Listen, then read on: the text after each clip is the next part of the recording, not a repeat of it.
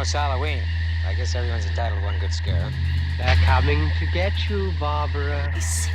Fox, you've seen one too many. Who's laughing now?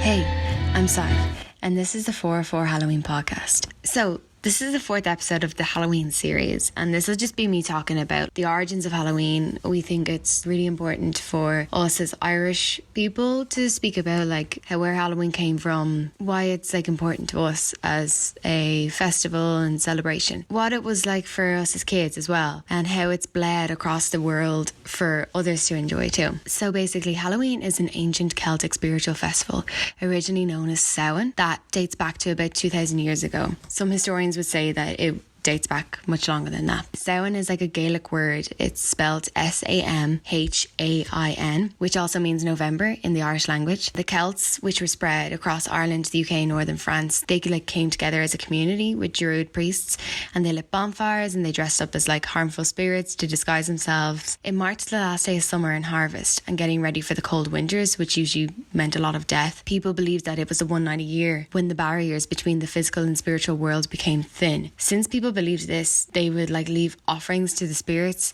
which they were known as the fairies. And if you're Irish and you have parents that were from the countryside, you'd probably have heard of the fairies before. People would dress up in spooky costumes to ward off the harmful spirits. They'd wear masks and stuff similar to today, which is where it comes from. They also felt close to their deceased relatives on this night, and they would invite them in by setting table places for them. They'd leave treats on their doorsteps, and the kids would play games to entertain these visitors. The old Samhain traditional monster myths, there was a few of them, to be honest. There was the puka. This is the Irish for ghost. The puka was known as a shape-shifting monster who received harvest offerings from the field. Yeah. There was also Lady Gwyn, who was a headless woman in white who wandered around on Halloween. She chased night wanderers and was also accompanied by a pig, apparently. The famous stories around Samhain was one called The Adventures of Nero. This was in which the hero Nero encounters a corpse and fairies and enters into the other world. During the 9th century, and this was when Christianity took the festival of Samhain as their own, with Pope Gregory declaring November 1st as All Saints' Day.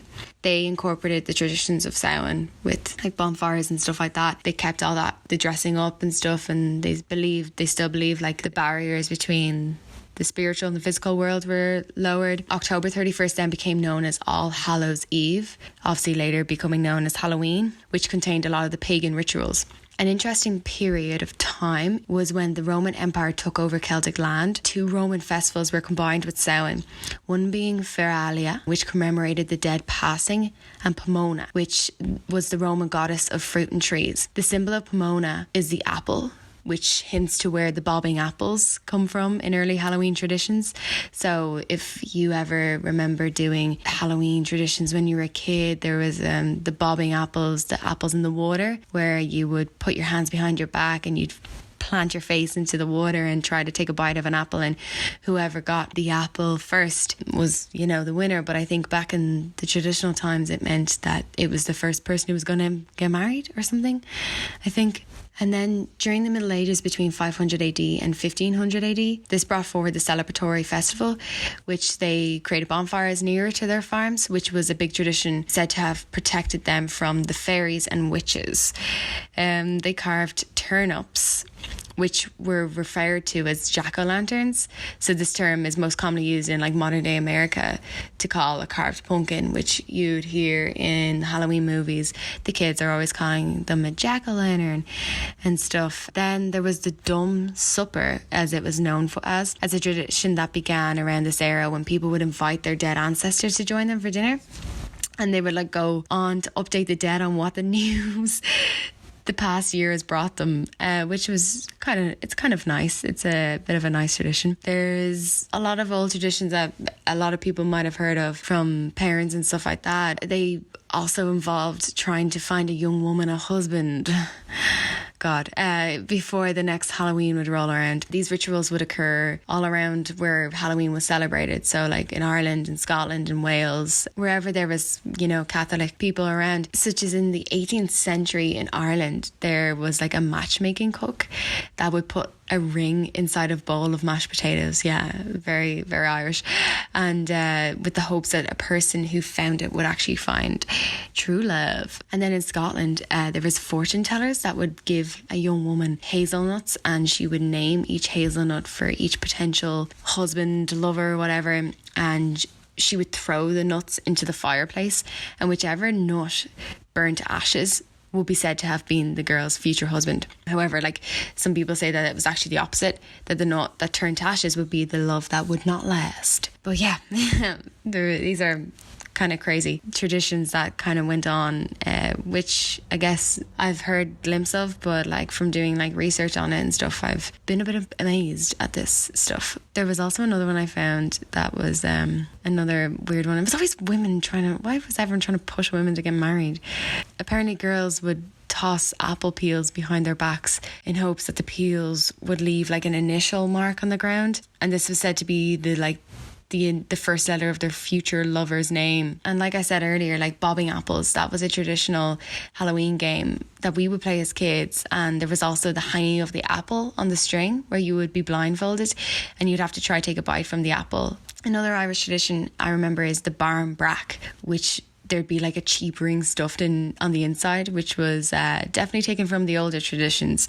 And the person who got the ring in their size would be married within that year, which is hilarious because I was about 5 when I would get the ring and I'd be like, oh my God, I'm going to get married. And then there's the commonly known Guy Fawkes night, which a lot of people would kind of consider like Halloween, although it has little to do with Halloween. It's on the 5th of November. It was the English who were mainly Protestant, and they stopped kind of celebrating Halloween because of Martin Luther's Protestant Reformation when that started to spread.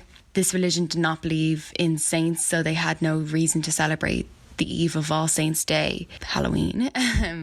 So, however, a new autumn celebration emerged. Guy Fawkes festivities were designed to commemorate the execution of a notorious English traitor. It was on November 5th, which is the day that they celebrate it now, in the 17th century. I think it was 1606, a man from a Catholic group called Guy Fawkes was actually executed because he tried to blow up England's Parliament building so the Catholics could remove the Protestant king, James, from reign. The original Guy Fawkes Day was celebrated right after his execution, where they lit bonfires, which they called bone fires, where they would set up and burn effigies and symbolic bones of the Catholic Pope. That's basically a little bit of a backstory on Halloween and where it comes from. It was then Americanized. It was brought over to America by the Irish immigrants in the 1800s because Ireland went through a really, really bad famine in about 1840, which meant a lot of Irish immigrated to the States and they would have settled in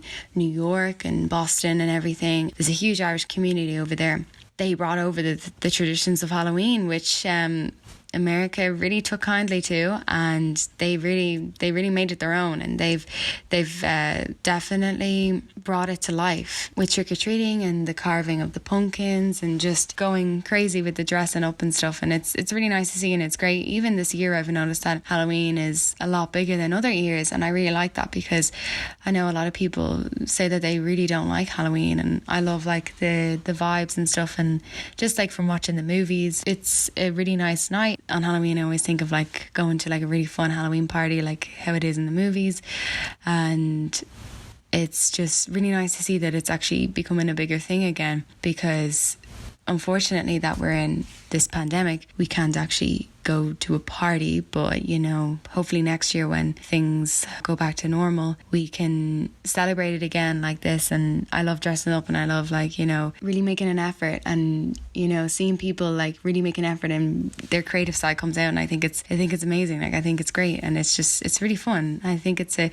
lot of people like from different countries are like, oh, Halloween is like it's for babies, it's for kids, and it's like no, like everyone can enjoy it. And I really appreciate that the Americans did take it, and they did go to town on it to make it something bigger, because it could have, it could have just died away. And it's fun. It's exciting. It's something different, and it's definitely my favorite holiday anyways. So yeah, I hope you enjoyed this little side episode just explaining the origins of Halloween and Samhain. I hope it's given you a little bit more clarity on what Halloween is. I sure enjoyed doing my research on it, and I thought it was fun, and it's given me some ideas for some things, so it's pretty cool. So yeah, thanks for listening.